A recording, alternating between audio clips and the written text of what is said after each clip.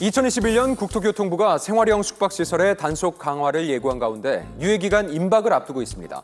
그런데 대부분의 거주자가 매년 이행 강제금을 내야 하는 상황이라고요. 네, 거주용으로 사용할 경우 불법 용도 변경이기 때문이라는데요. 실거주가 가능하다는 홍보도 많았는데 왜 불법이 된 걸까요? 생활형 숙박시설이 등장한 배경과 그 문제점을 경제시사플러스에서 취재했습니다. 생활형 숙박시설이라는 이 집, 대체 어떤 개념일까? 숙박시설인데 생활형, 생활이 가능하다는 거고 가장 큰 차이점은 일반 숙박시설과의 차이점은 취사가 가능하다는 겁니다. 관광 수요도 많고 장단기 이제 출장 수요도 많다 보니까 숙박시설이 필요로 해서 2012년 보건복지부가 새로운 형태로 추진했던 생활형 숙박시설. 당시 행정기관들이 이견이 없다고 결론지어서 생겨난 건데요. 하지만 허술한 논의로 결정되는 바람에 문제가 발생해버린 거죠. 행정안전부는 전입신고를 허용했고 국토부는 주택으로 인식하지 않아서 대출 규제나 전매 제한이 이루어지지 않았습니다. 그 결과 청약 통장이 없어도 되고 주택에 포함되지 않는 비과세 상품이 된 생활형 숙박시설. 시설이 주거 생활이 가능하기 때문에 실거주는 물론 분양 당시에 실거주가 가능하다고 홍보돼 거주지로 인식된 거죠. 생활형 숙박시설은 5년 만에 5.6배가 증가할 정도로 큰 인기를 얻은 상품이 됐습니다. 수도권의 경우 마곡에서 6,000대 1의 경쟁률을 기록할 정도로 많은 관심을 받았는데요. 실거주 목적의 수요뿐만 아니라 시세 차익을 노리는 투기꾼들의 관심도 높았습니다. 실제로 부동산 투기 수단으로 이용되기도 했죠. 결국 2021년 국토교통부가 주거용으로 사용되는 생활형 숙박시설을 단속하겠다고 발표하면서 문제가 생긴 겁니다.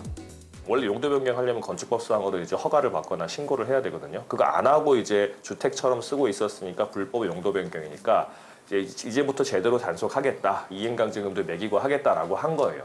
입주 예정자들을 통해서 그 이유를 들어봤습니다. 용도 변경을 하려면 신청하세요라고 하잖아요. 신청하세요라고 하면 동사무소 가서 신청하면 되는 거 아니에요? 라고 다 알고 있었는데 하고 들어가 보니까 지구 단위 계획도 변경해야 돼, 주차장도 변경해야 돼, 그리고 복도 맞아야 돼, 높이도 맞아야 돼. 이거 자체가 하나라도 어그러지면 신청조차 할 수가 없는 거예요. 국토교통부가 발표한 통계에 따르면 용도 변경이 이루어진 곳은 전체의 1%도 되지 않다고 합니다. 특히 주차장의 경우 지자체마다 조례가 달라서 용도 변경이 어려운 이유로 지목됐죠.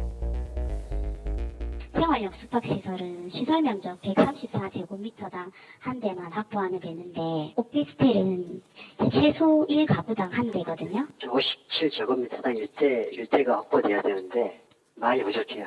한 300대 정도. 추가 면적 확보나 공사 비용을 확보하기도 어려운 상황.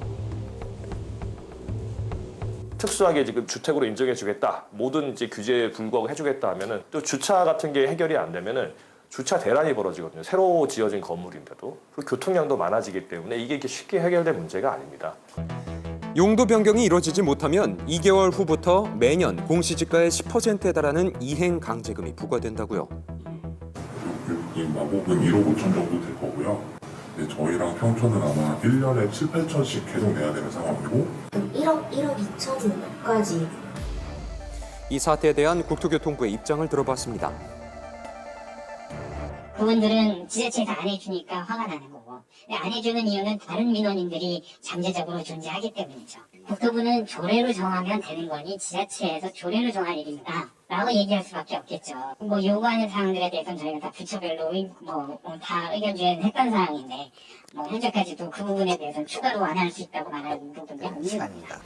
서민들의 주거지 마련을 위해 관련 부처와 지자체가 적극적으로 논의하고 대책을 마련할 필요가 있어 보입니다.